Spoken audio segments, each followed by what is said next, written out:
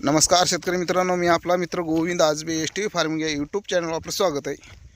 तर शेतकरी मित्रांनो, आज विषय घेऊन आलेलो आहे की बाजरी पिकाला युरिया कशा पद्धतीने टाकायचा किंवा युरिया कशा पद्धतीने द्यायचा आहे, ही योग्य पद्धत मी आज या व्हिडिओमध्ये सांगणार आहे.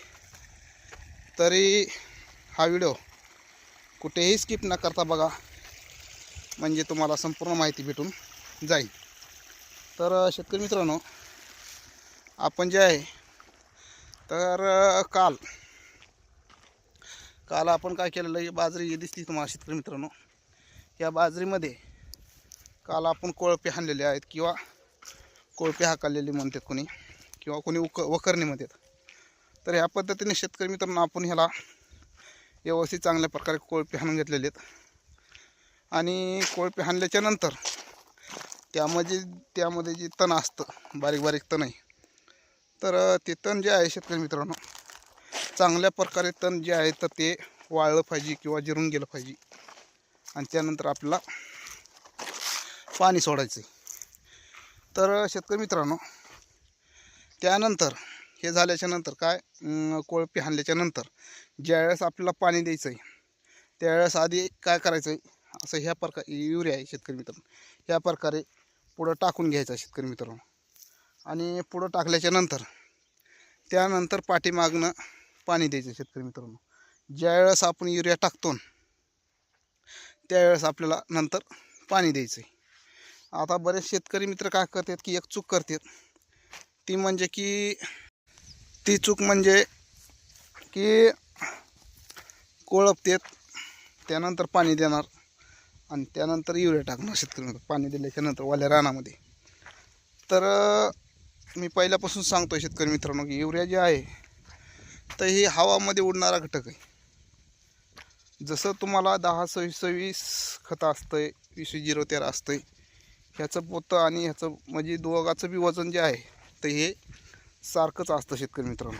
परंतु हलकं युरियाचं पोतं जे आहे तर हे सुद्धा हलकं लागतं, हे हलकं लागतं. आणि 10-26-26ची जी गोणी ती जड लागते. कारण काय की युरिया जे आहे तर हवात उडणारा घटक असल्यामुळं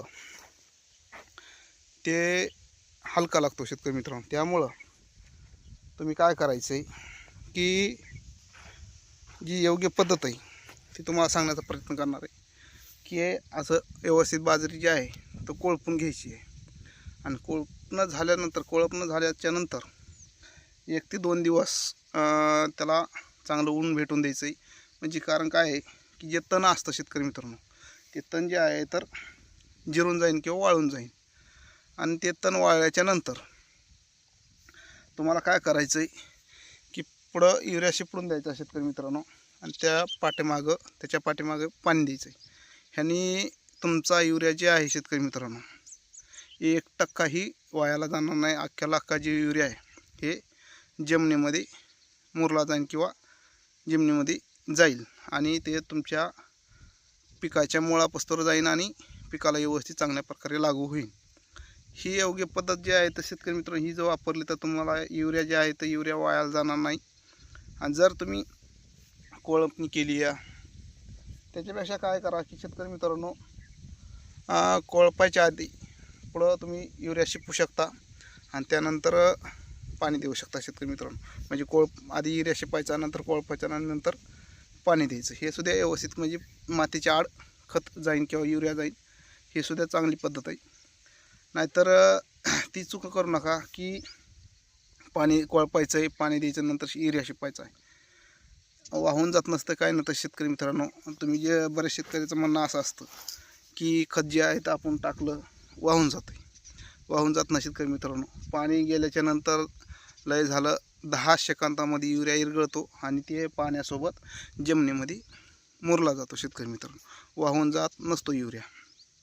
तर शेतकरी मित्रांनो, सगळ्यात योग्य पद्धत जी आहे तर पुढे युरिया शिपा आणि पाठीमागं पाणी द्या. ह्यांनी तुमच्या बाजरीला 100% लागू होईल आणि व्यवस्थित बाजरीची वाढ होईल शेतकरी मित्रांनो. तर ही होती शेतकरी मित्रांनो आजची माहिती. कशी वाटली कमेंटमध्ये नक्की सांगा. धन्यवाद.